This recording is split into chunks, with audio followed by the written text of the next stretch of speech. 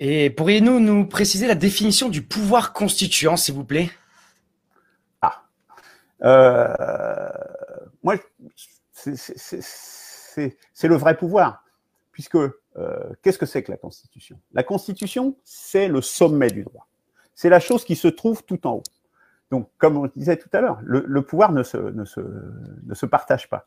Donc, pour avoir véritablement le pouvoir, le seul moyen d'avoir réellement le pouvoir, c'est d'avoir le pouvoir sur le sommet du droit, dans une société, dans un système constitutionnel, évidemment.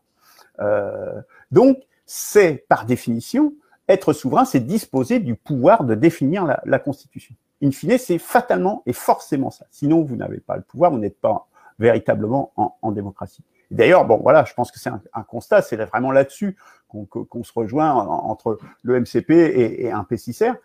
C'est la conviction, effectivement, que le rite constituant, c'est le seul moyen pour le peuple de disposer de ce pouvoir.